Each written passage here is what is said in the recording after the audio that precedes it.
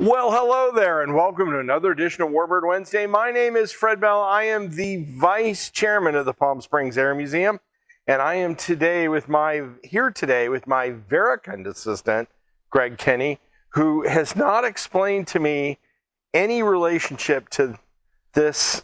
The tassels are kind of interesting.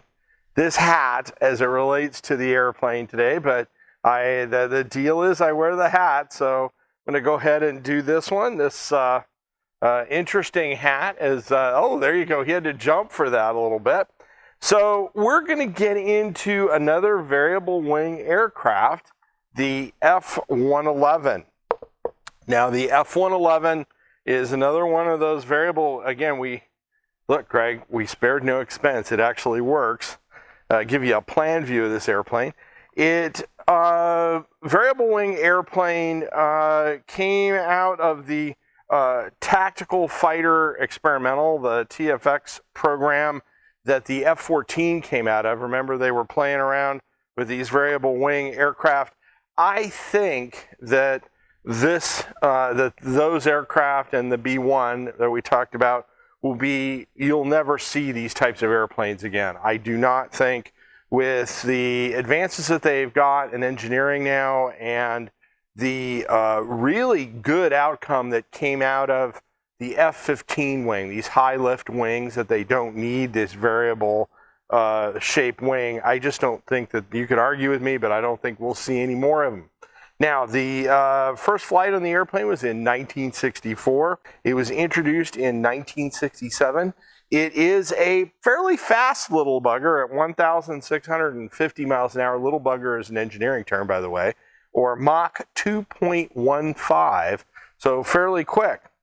The aircraft was retired in 1996, which, by the way, I think this one is a real travesty. I'll explain why. I don't think this airplane should have been retired at the time. You can argue with me. The electronic warfare of the version of this airplane, there was an Air Force that gave them electronic warfare to go with their strike packages.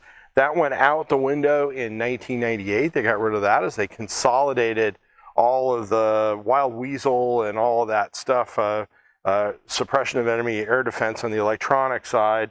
And then the Australians got rid of them in 2010. The Australians also operated them. Our retired F-111s are being buried at an Ipswich landfill, the final chapter for a decorated and much-loved jet. 10 reporter Leonie Mellor has more.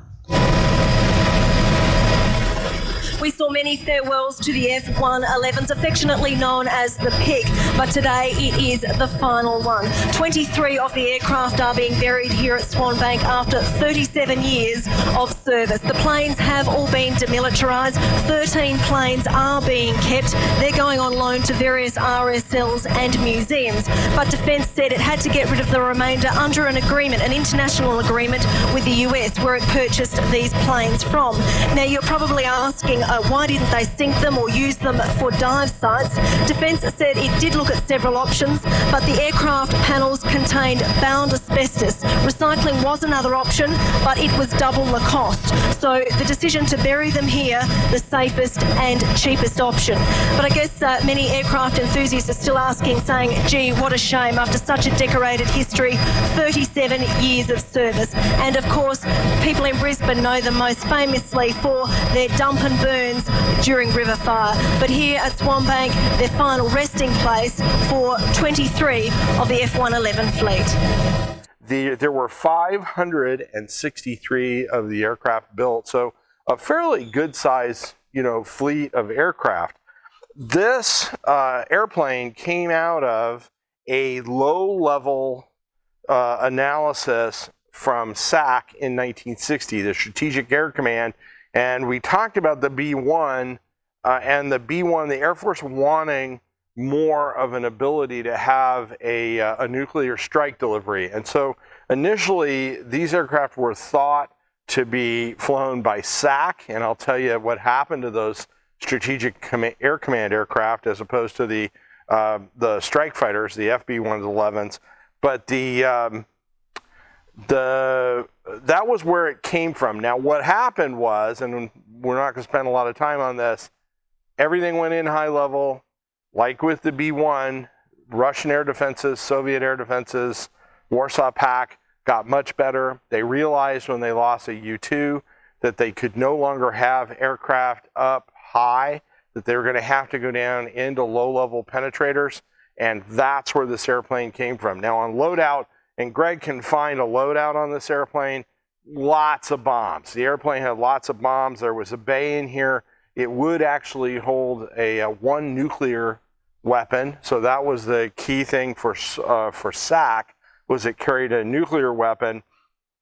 It was pretty much anybody who was building fighters or strategic bombers at the time got into that TFX boondoggle, if you want to call it that.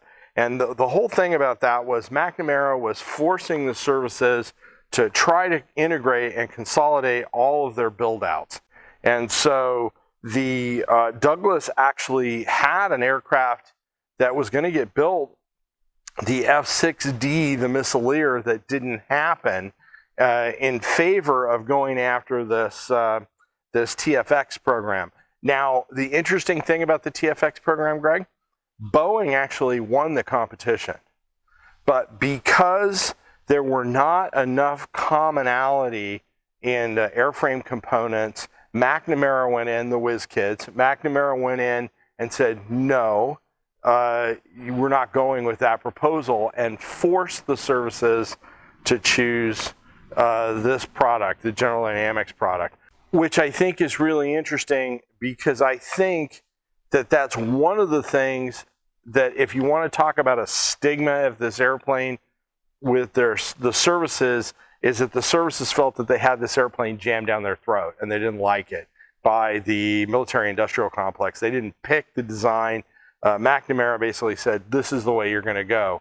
And during that time frame in acquisition of aircraft, you have to remember this was Vietnam War, and that whole top-down push down from the electeds to these military folks, and they chafed under it. I have to think that that chased this airplane through its career. Now, interesting design features, as I said, folding wing, very heavy payload. This, like we talked about the B-1, this had a crew capsule, and this actually survived into production, where the crew capsule, this whole front of the airplane would basically come off. You would be ensconced, which is a good word, ensconced, and you would be safe. The idea was you'd be safe from nuclear fallout or any of that kind of stuff, and then the thing would float down, and you'd eventually land, and hopefully the airbags and everything deployed, and you weren't spamming a can, which is a technical term for that. But that was the key piece of it. It had an electronic warfare version that was very effective, and along with the EA-6B, the Prowlers, both services had an extremely robust air defense suppression that came out of the Wild Weasels and the F-105s and some of the 100s and some of the other things that they were doing in the Vietnam War once they realized that they had to suppress enemy air defenses. Now, where this airplane came into its own really is in the Gulf War. I'm going to give you a statistic here in a second about what I'm talking about. But the other little kind of interesting factoids, Grumman built a lot of the components on this airplane, which is interesting with General Dynamics aircraft, but they actually built a lot of the components. Now, where did that translate to, Greg? Translated to the F-14. And the F-14, you can see some of the common design cues in the airplanes, including the way the engines and the lifting body. This airplane is very, very close to what would ultimately become the F-14. Now, if you were involved in this airplane, you are my salute today. Because if you went through this process and actually got this airplane built, not only was this a very potent, the Soviets really feared this airplane low level. They got very worried about it coming out of Vietnam, but its life cycle in combat really didn't see a whole bunch of combat.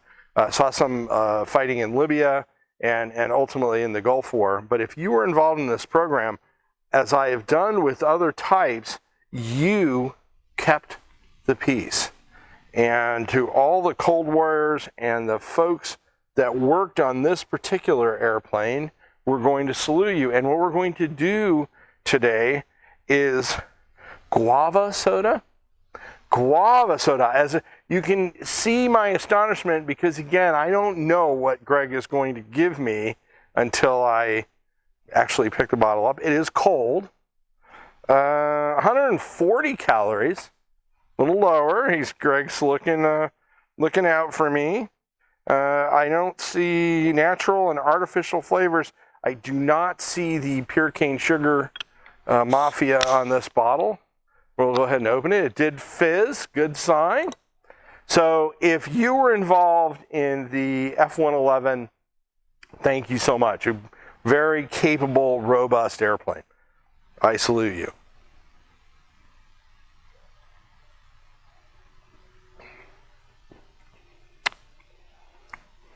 That's not bad. A win for I don't know if that's for me because I'm not spitting it out and you're laughing, but second sip, this is not bad.